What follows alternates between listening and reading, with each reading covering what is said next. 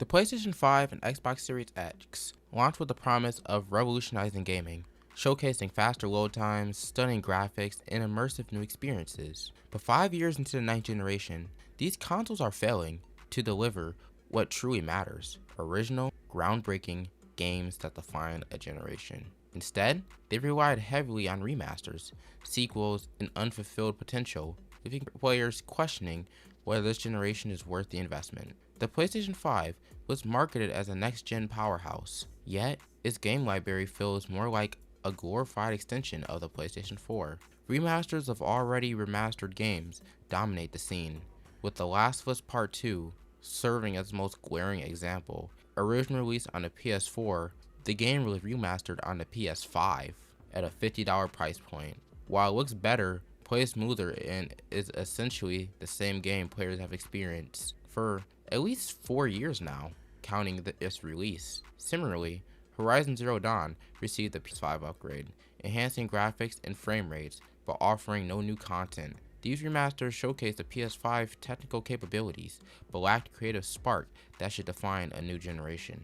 Paying full price for minor improvements feels like a disservice to loyal fans who expected more innovation. Even the PS5's most impressive titles like Spider-Man 2 and the upcoming Ghost of Yoti are sequels. While visually stunning and enjoyable, they build on established ideas rather than publishing the boundaries of creativity. Where are the fresh concepts and new franchises that define a generation? One of the only notable upcoming original AAA titles is Intergalactic from Naughty Dog, but its announcement comes far too late.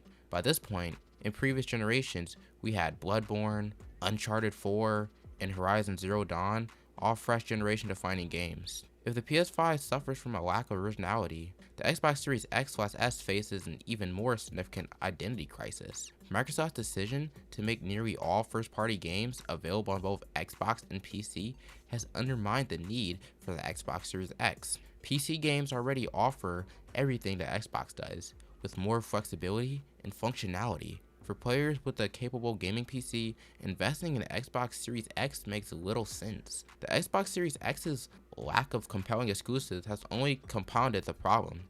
Titles like Halo Infinite and Redfall failed to live up to expectations, leaving Xbox without a standout game to define its generation. Rather than creating original IPs, Microsoft has focused on buying studios to secure exclusives. Indiana Jones and The Great Circle are exclusives only because Microsoft acquired the companies developing them, and even these titles have limited time exclusivity before arriving on other platforms, including Sony's PS5.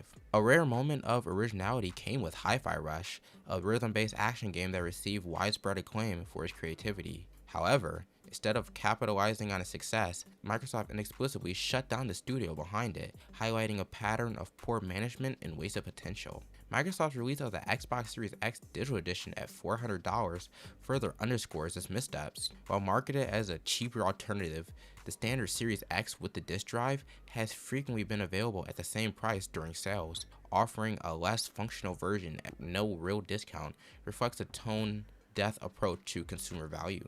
The ninth generation is now halfway through its life cycle, yet it feels as though it's only just beginning. Previous generations delivered innovative, defining games early on. The PS4 had Bloodborne and Horizon Zero Dawn, while the PS3 gave us Uncharted and Little Big Planet. In contrast, the PS5 and Xbox Series X and S have spent their early years rehashing familiar titles and remastering past successes. Compounding the issue is the $70 price tag attached to many of these games. Players are being asked to pay premium prices for slightly enhanced versions of experiences they already had. Higher frame rates and better textures do not justify the cost of what should be an entirely new next-gen experience. Some might argue that remasters and sequels are inevitable, but they should be the exception, not the rule. A new console generation should be a showcase of creativity, innovation, and technological leaps. Instead, the ninth generation has been a masterclass in playing it safe. If this trend continues, it risks becoming the most forgettable era in gaming history. There is still time for Sony and Microsoft to turn things around. New IP announcements like Intergalactic hint at a brighter future.